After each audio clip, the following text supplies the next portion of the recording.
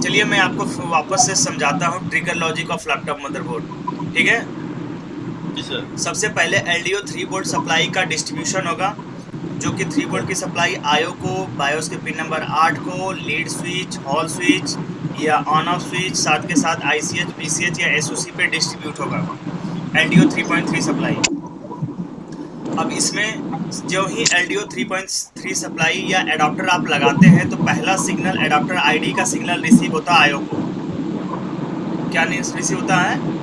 Adapter sensor का adapter ID का जो 3.3 वोल्ट की सप्लाई आयो को रिसीव होती है। उसके बाद सेकंड सिग्नल रिसीव होता है AC प्रेजेंट या AC इनपुट हो चुका है इस बात का, जो कि आपका चार्जिंग IC के द्वारा दिया जाता है आयो को, जिसका नाम कई बार लिखा हो सकता है ACAV, adapter current adapter voltage present का, ओके का कंडीशन का, या AC_इन का एडाप्टर करंट इनपुट हो चुका है, या AC ओके के नाम से लिखा हो सकता है एडाप्टर करंट ओके है।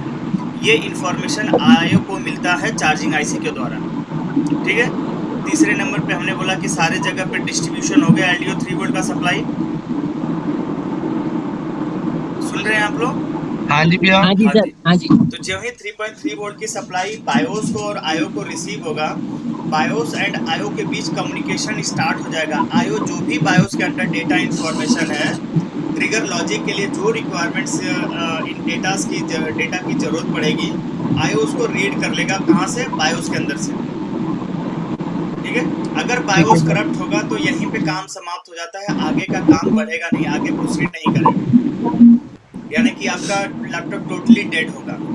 चलिए नेक्स्ट लेवल पे क्या होगा कि हॉल स्विच जो ही सप्लाई 3.3 का रिसीव करता है, डायरेक्टली ये 3.3 की सप्लाई आयो को रिसीव सेंड करता है। पांचवें नंबर पे यही बताया गया हमने।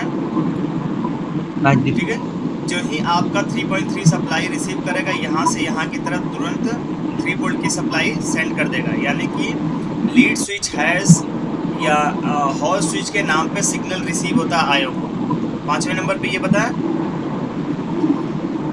अब ये सिग्नल रिसीव करते ही हॉल स्विच का आयो तुरंत इसके अक्रॉस एक सिग्नल आउट कर देगी लीड स्विच आउट का, जो ICH या PCH या SOC को सेंड किया जाएगा।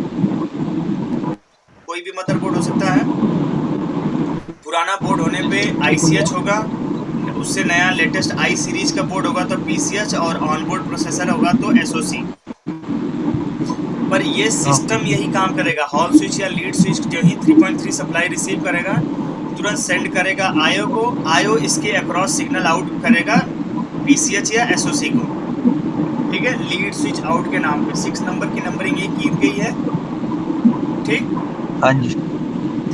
अब इसके बाद साथ के साथ अगर एडाप्टर AC इन AC ओके का सिग्नल आयो को रिसीव हुआ है तो AC प्रेजेंट का भी सिग्नल आयो सेंड करेगी ये मेन चिप के लिए, ICH, PCH या SOC के नंबर के लिए। तो 7 नंबर पे इसको नंबरिंग कर दिया गया है, या इस नंबरिंग को आप 7 के साथ यहीं पे भी कर सकते हैं, AC प्रेजेंट AC ओके के साथ में। बहरहाल इसके बाद जो ही आप ऑन ऑफ स्विच प्रेस करेंगे, क्या करेंगे? On off switch. हाँ, ऑन ऑफ स्विच जो ही आप प्रेस करेंगे तो जो 3.3 वोल्ट की सप्लाई यहाँ पे LDO यहाँ पुल अप रजिस्टर के थ्रू यहाँ पर इस लाइन में ट्रेवल कर रही है, ऑन ऑफ स्विच प्रेस करते ही वो डाउन हो जाएगी। क्या हो जाएगी?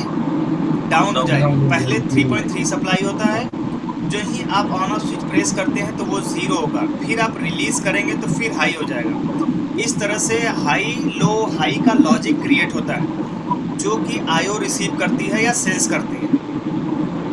ये हाई लो हाई का लॉजिक सेंस करते ही आयो को ये इंफॉर्मेशन मिल जाता है कि ऑन ऑफ स्विच प्रेस हो चुका है, now we need to start our works. अब जो ही ये स्टार्ट, अब ये सिग्नल मिलते ही आयो सिग्नल आउट करेगी इस सिग्नल के क्रॉस, यानी ऑन ऑफ स्विच के रिक्रॉस। अगर मान लीजिए सिग्नल लिखा हुआ, डिफरेंट काइंड्स के स्कीमेटिक्स राइटर्स होते हैं, तो डिफरेंट नाम से ये डिनोट करते हैं, प्रेजेंट करते हैं। पावर बटन हैश के नाम से किसी किसी बोर्ड में होता है, कहीं कहीं ऑन ऑफ स्विच हैश के नाम पे आपका मेंशन होगा, या NPSW ऑन हैश के नाम पे मेंशन होगा। ये सिग्नल रिसीव करते ही आयो इसी सिग्नल के अक्रॉस एक सिग्नल सेंड करती है, जिसका नाम होता है DNBS, ठीक है। ठीक है भैया। हाँ, ये है जिसका नाम है पावर बटन आउट या DNBS W ऑन हैश के नाम पे। इसके अक्रॉस से सिग्नल सेंड करेगा ICH, PCH या SOC के लिए। अब दो स्विचेस हैं, एक तो हॉल स्विच, एक ऑन ऑफ स्विच। इन दोनों स्विच के अक्रॉस सिग्नल आउट किया, साथ के साथ आयो भी एक अपना प्राइमरी लेवल का जो पावर लेवल का सेक्शन है वहाँ से एक सिग्नल जनरेट करके RSM RST हैश के नाम पे सिग्नल भेजेगा ICH, PCH या SOC को, ओके। ठीक है।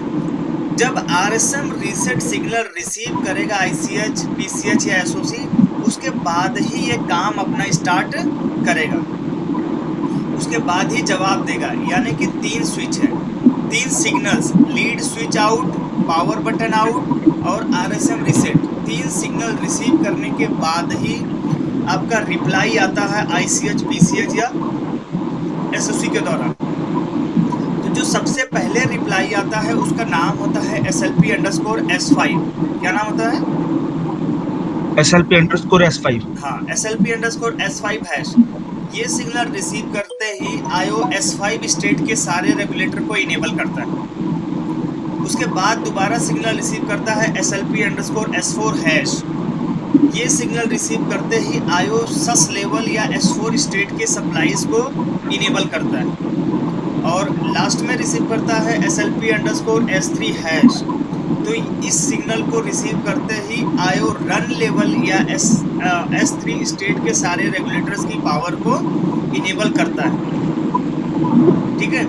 समटाइम्स यानी कि S5 स्टेट में 3 और 5 वोल्ट का रेगुलेटर आता है, तो जब भी SLP_S5 रिसीव करेगा S5 ऑन या EC ऑन या ऑलवेज ऑन के नाम पे सिग्नल IO आउट करता है और 3 और 5 वोल्ट की IC को इनेबल के फॉर्मेट में सेंड करता है।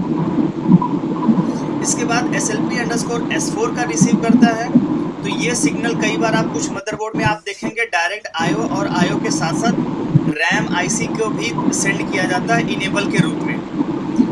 यानी कि SLP_S4 का सिग्नल नहीं आएगा तो S4 स्टेट या सस लेवल का जो मेन रेगुलेटर है जिसको RAM रेगुलेटर कहते हैं वो इनेबल नहीं होगा।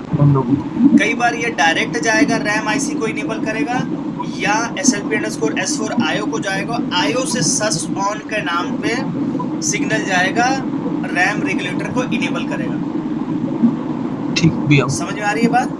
हाँ जी। इसके बाद SLP_S3 का सिग्नल रिसीव करता है IO, ठीक है। इसके बिहार पे इसके अक्रॉस IO रन ऑन का सिग्नल सेंड करता है। रन ऑन जनरली आपका 1.8 को इनेबल करती है, 1.05 को इनेबल करती है, VCC और आपका VGA कोर है या GPU कोर है तो उसे इनेबल करती है। और रन ऑन का जितना सिग्नल आपका सप्लाईज जनरेट होगी स्विचिंग मॉसफेट के थ्रू उनको कंट्रोल करने का काम करता है रन ऑन। यानी S3 स्टेट को ही रन स्टेट भी कहा जाता है, S4 स्टेट को ही सस स्टेट कहा जाता है और S5 स्टेट को ही ऑलवेज स्टेट कहा जाता है। अब ध्यान देने वाली बात ये होती है यहाँ पर कि S5 स्टेट में 3 और 5 वोल्ट का रेगुलेटर की सप्लाई जनरेट होती है। S4 स्टेट में आपका सप्लाई जनरेट होता है RAM रेगुलेटर मेन रूप से, और S3 स्टेट पे जो मेन सप्लाई जनरेट होती है रन ऑन का, जिसको 1.8 वोल्ट रन, 1.05 वोल्ट की सप्लाई, आपका GPU कोर है तो GPU कोर की सप्लाई और VCCS से। ये जो सारी सप्लाई है ये रन लेवल की सप्लाई कहलाती है।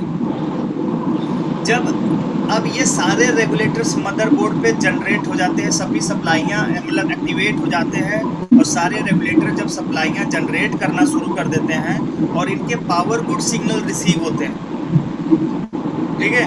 S5 स्टेट का पावर गुड, S4 स्टेट का पावर गुड और S3 स्टेट का पावर गुड, सारा पावर गुड एक जगह कंबाइंड होकर एक सिग्नल निकलता है जिसको ऑल हार्डवेयर पावर गुड या हार्डवेयर पावर गुड के रूप में कंपोज्ड करके IO को वापस से दिया जाता है। इसके बाद further IO next signals enables भेजेगी और जो रिमेनिंग रेगुलेटर्स है उनको इनेबल करके सिग्नल जनरेट किया जाएगा, ठीक है। ठीक है भैया। सो इसके बाद का कौन से रेगुलेटर्स इनेबल हो गए हम नेक्स्ट क्लास में पढ़ाएंगे। फिलहाल ये मैंडेटरी है। ये इतना सिग्नल मिलने के बाद आपका मदरबोर्ड का ट्रिगर लॉजिक परफेक्टली 100% वर्किंग में आ जाएगा। ठीक है सर, ये SLP_S5 ये आयो पे तो आयो नहीं निकालती सर अपने तरफ? आयो खुद नहीं निकालती है SLP_S5। आयो जब तक रिसीव नहीं करेगी PCH या ICH या SOC से तब तक ये सिग्नल आउट नहीं करती। कई मदरबोर्ड में ऐसा होगा, आपको हम बताएंगे कि SLP_S5 हैश एब्सेंट होगा। उस कंडीशन में S3 जो आपका 3 and 5 वोल्ट का रेगुलेटर होता है वो सेल्फ एक्टिवेटेड होता है। सेल्फ एक्टिवेटेड का मतलब बिना आयो की परमिशन के ही वो 3 and 5 वोल्ट की सप्लाई जनरेट कर देगा। उसको ऑटोमेटिक वो सेल्फ एक्टिवेटेड बोलते हैं उसको। एक होता है, दो तरह के रेगुलेटर होते हैं, जो इनेबल बाय अदर आईसी और एक होता है सेल्फ इनेबल। तो जहाँ पर SLP_S5 एब्सेंट होगा वहाँ पे 3 and 5 वोल्ट का रेगुलेटर सेल्फ इनेबल होता है। तो वहाँ इसी ऑन का सिग्नल नहीं मिलेगा सर अब? हाँ, वहाँ पे इंट्रिप या पोर्शन होता है ना, इंट्रिप का पोर्शन होगा वहाँ पे। SLP_S5 नहीं होगा, वहाँ पे आयो डायरेक्ट भेज देगा बिना SLP_S5 सिग्नल रिसीव किए। आयो के द्वारा सिग्नल भेजा जाएगा इनेबल का। वो S5 ऑन लिखा होगा या EC ऑन होगा या ऑलवेज ऑन होगा या लिखा होगा 3 and 5 वोल्ट इनेबल। जी ठीक है, मेनली 3 and तो